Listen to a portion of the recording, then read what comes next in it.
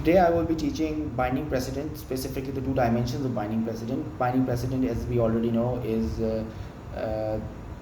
to stand by what has already been decided, basically deriving from the concept of stare decisis. Any decision made previously by the courts are to be followed by the new cases that are taking place. There are two dimensions to binding precedent: vertical precedent and horizontal precedent. Vertical precedent is basically when higher courts, the judgments bound lower courts. Therefore, any judgment passed by the UKSC, United Kingdom Supreme Court, will bind the lower courts such as Court of Appeal, the High Court and the county courts and so on. Similarly, the decisions of Court of Appeal will bind the the High Court and the other lower courts, so on and so forth.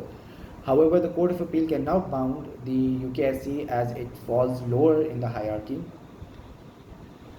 The UKSC and the Court of Appeal is the only point of conflict where the Court of Appeal has, in few cases, departed from following the decisions of the UKSC.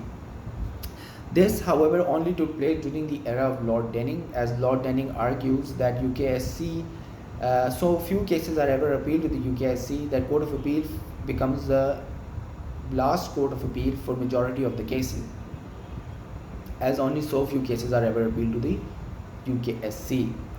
Though it is understood that the fact that decisions of higher courts are binding on lower courts, however, there have been instances where the Court of Appeal refused to follow the precedents of the UKSC.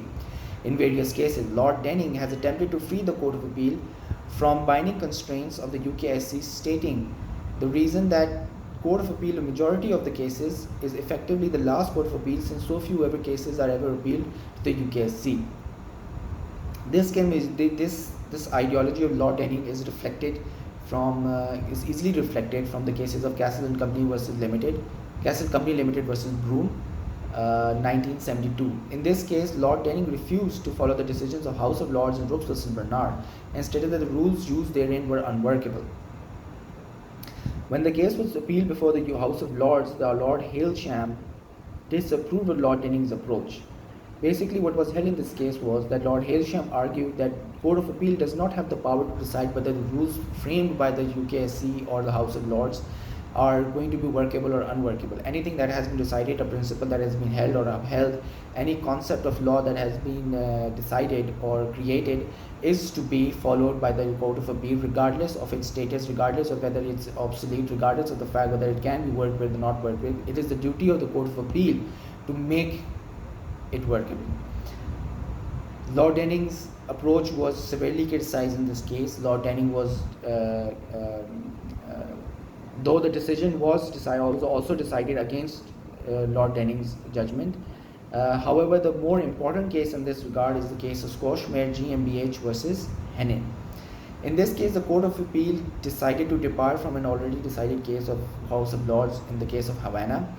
In the case of Havana, it was held that only pound sterling was to be paid in damages, was to be the currency that was going to be paid in damages. However, in the case of Squashmare GmbH, Lord Denning decided that since pound sterling is no longer the common currency of the world, as the world has moved on economically and now the dollar is, the person to whom damages are being awarded can decide in which currency he wishes to get the damages.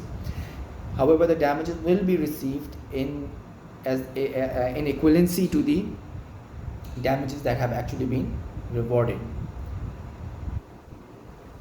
This case was, however, not appealed to the House of Lords.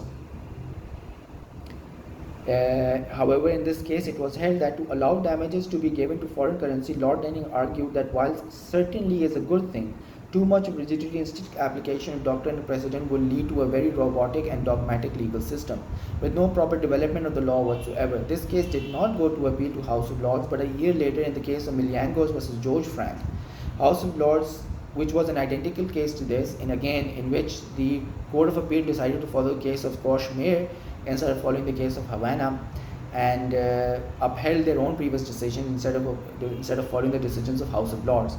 Miliangos versus George Frank was, however, appealed to the House of Lords, and it was held and criticized that Lord Denning's attempt to change the notion of stare decisis and disapprove. Even though House of Lords overruled Havana and Gallegos versus George Frank, the House of Lords comment clarified that it was for House of Lords to change its own previous decision, and it is not up to the Court of Appeal to review a House of Lords decision. So from the above examples, it can be seen that as far as application of vertical precedent is concerned, it is to apply in a strict sense, and that lower courts cannot depart from the decisions of the higher courts. However, not following a decision of higher courts does not carry any strict consequence, as Lord Denning was multiple times refused to follow the decisions of House of Lords and has only received disapprovals or overrulings by the judges of the higher courts. Lord Denning was not removed from his position. Lord Denning was not penalized in any other way. The only thing that happens is, in such a scenario, by not following the decision of higher courts, is that you get disapprovals. Your decision might be upheld by the House of Lords, as the same happened in case of Gallegos versus George Frank. However, disapproval is going to be the consequence. Since the concept of binding precedent is not codified, the concept of binding precedent is not law per se. Therefore, the consequence of not following it are not as dire, or actually do not carry any consequences almost whatsoever. The other form of precedent is, or the other dimension of precedent is horizontal precedent.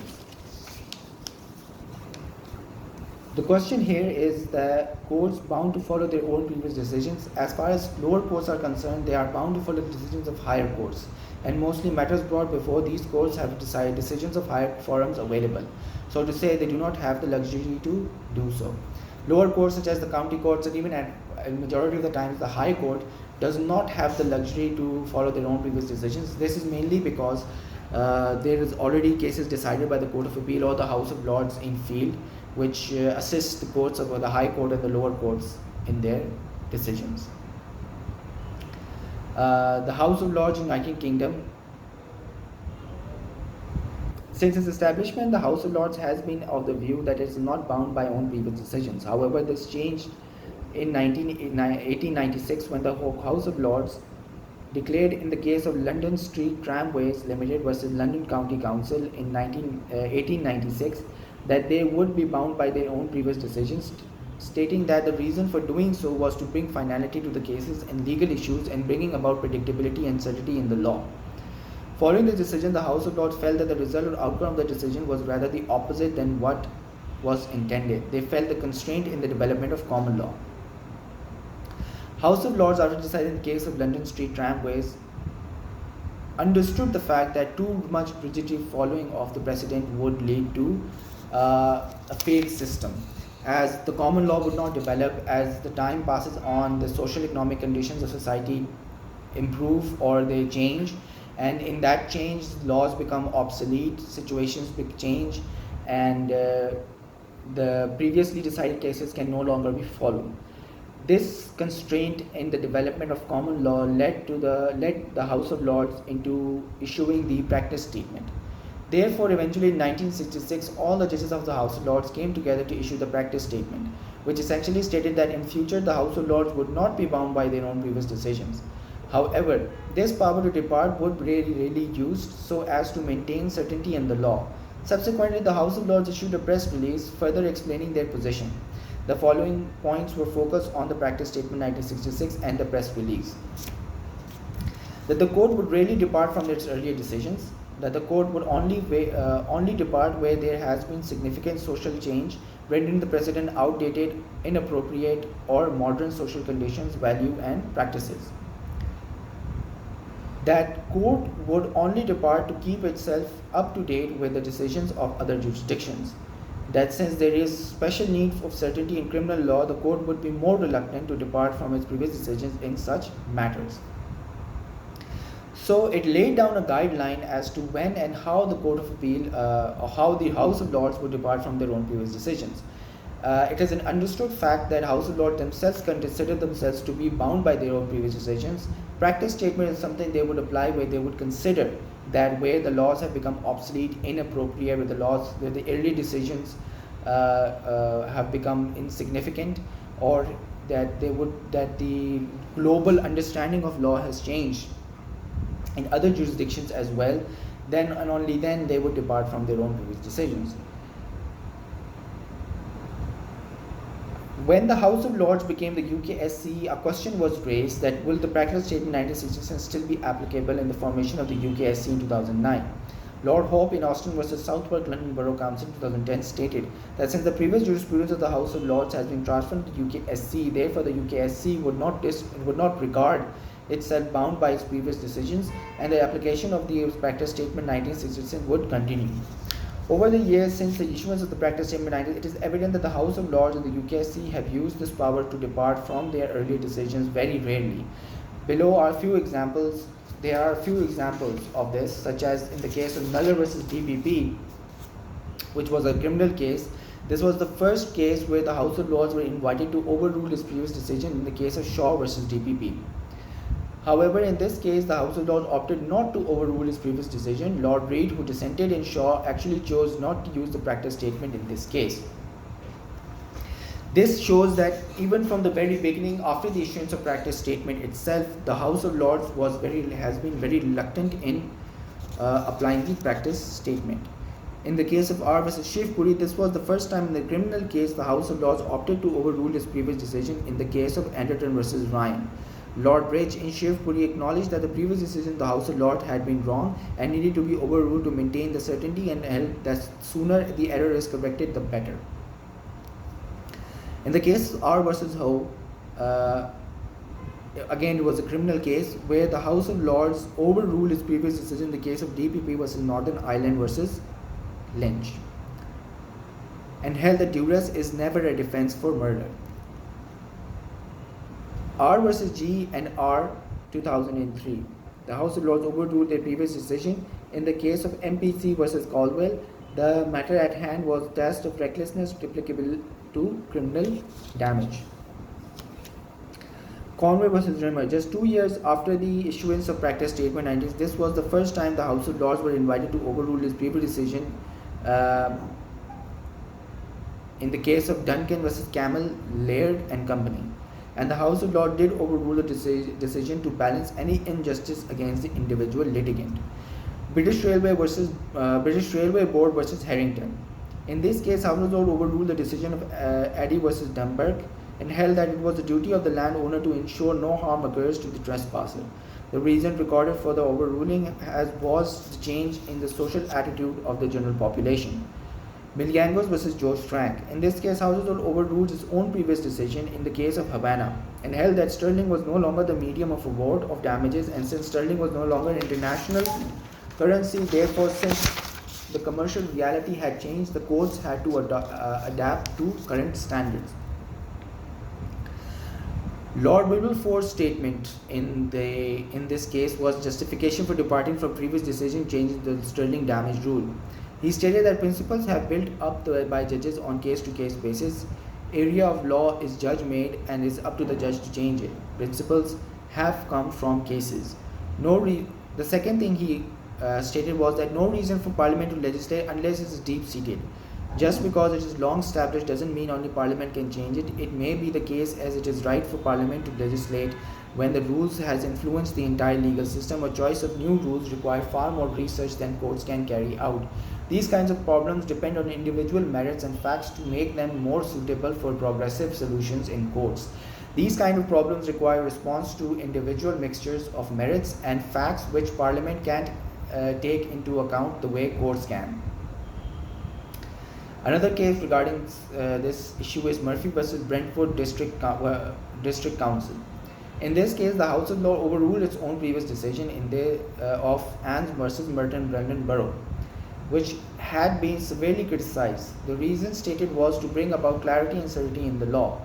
In the case of Pepper versus Harts, the House of Lords overruled the case of Davies versus Johnson and held that Hansard would be used as an aid to statutory interpretation.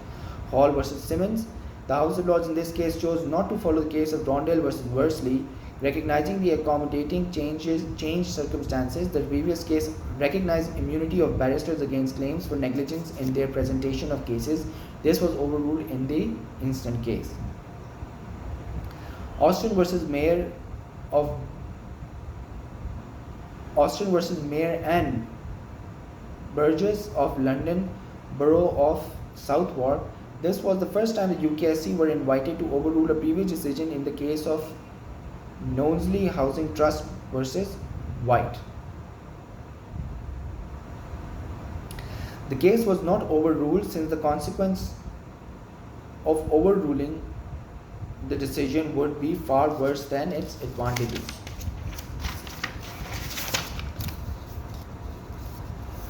Therefore, the UKSC has the power to depart from their own previous decisions by following the concept of or the statement or the practice statement 1966.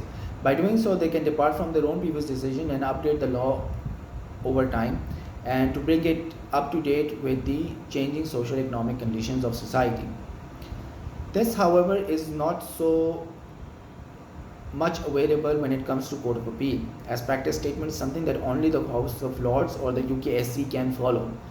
The Court of Appeal can depart from their own previous decisions, however, on a very specific matters. The basic notion is that the Court of Appeal is bound by its own previous. However, the Lord Green MR in the case of Young versus Bristol Airplane Company Limited 1944 laid down certain exceptions for when the Court of Appeal can depart from its own previous decisions. There are 4 scenarios and only 4 scenarios where the Court of Appeal can depart from its own previous decision. The first is the conflicting decision, where there are 2 decisions of the Court of Appeal in cases of similar identical facts and circumstances. Then the Court of Appeal can choose which case to follow. Similarly, lower courts can also opt to follow either case. In theory, the latter decision is to be followed. However, there is no such express bar on which case is to be followed in such a situation.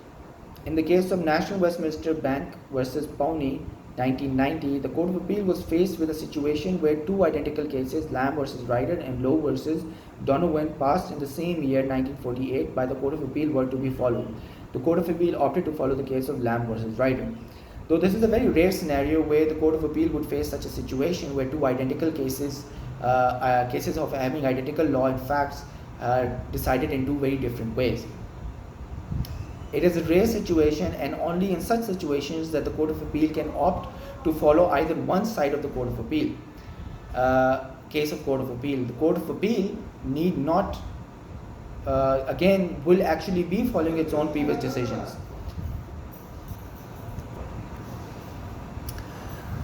The Court of Appeal can only depart in these 4 scenarios. And as discussed in the first scenario, the Court of Appeal can only depart, will actually be following its own previous decision by choosing from either one of the cases. The second scenario where the Court of Appeal can depart from your own previous decision is conflict with the subsequent House of Lords or UKSC decision. This is where the previous decision of the Court of Appeal comes in conflict with an earlier decision of the House of Lords or UKSC. Then the Court of Appeal is bound to follow the latter decision of the House of Lords, irrespective of whether the Court of Appeal approves of the decision or not. In the case of Miliang versus George Frank, the House of Lords impliedly overruled the decision of Court of Appeal in the case of Squashman GmbH. Therefore, now the Court of Appeal is bound to follow the decision of Miliang versus George Frank. This basically means that a decision of Court of Appeal came into existence, and later on that decision was impliedly overruled by another case in before the House of Lords. In this scenario, the House of Lords decision is to be followed, and now the Court of Appeal. The third scenario is called decisions which have been decided per incurium. This is where a decision is passed in ignorance or without sufficient care, meaning the judge passed a case either in ignorance of a binding precedent or law, or passed judgment in a manner that was slipshod or was not a speaking order. In such scenario, the Court of Appeal is not bound its own previous decisions. In the case of Morrell versus Wakeling, basically, it was held that where the decisions are passed non-speaking, meaning by that the decision failed to take into consideration all the facts and laws of the case, failed to take into consideration the circumstances of the case, failed to take into consideration the arguments of the parties completely, and failed to apply the independent mind of a judge. In these scenarios, failing to adhere to the basic principles of deciding a case, the decision would be considered per incurium and would be held to be a decision that has been decided wrongly. Therefore, where a case has been decided or has been considered to have been decided wrongly, following the concept of per incurium, only then the Court of Appeal will be able to depart from its own previous decision which has been decided per incurium. The fourth and the final point where situation where the Court of Appeal can depart from its own previous decision is where there is a conflict between the earlier decision of House of Lords and the later decision of Court of Appeal. Though in theory such a situation should not arise, however, it has arisen in the case of Miliangos versus George Frank, where in this case the Court of Appeal, they were faced with the situation to follow its latest decision in the case of Squashmere GmbH, or to follow the decision of the House of Lords in the case of Havana. Generally, if such a conflict arises, the Court of Appeal are advised to depart from their own previous decisions. However, in the instant case, the Court of Appeal opted to follow their own previous decisions. On appeal to House of Lords, the decision was reversed. As already discussed, the case of Miliangos versus George Frank. This situation, however, does not arise anymore. This was a very rare situation. However, even if such a situation does arise, then the decisions of the UKSC or the House of Lords are to be followed.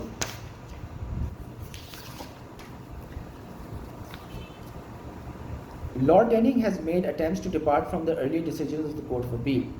In the case of Galley versus Lee, he stated that since the concept of precedent was self-imposed limitation and that if the House of Lords could depart from their earlier decisions, so should the Court of Appeal.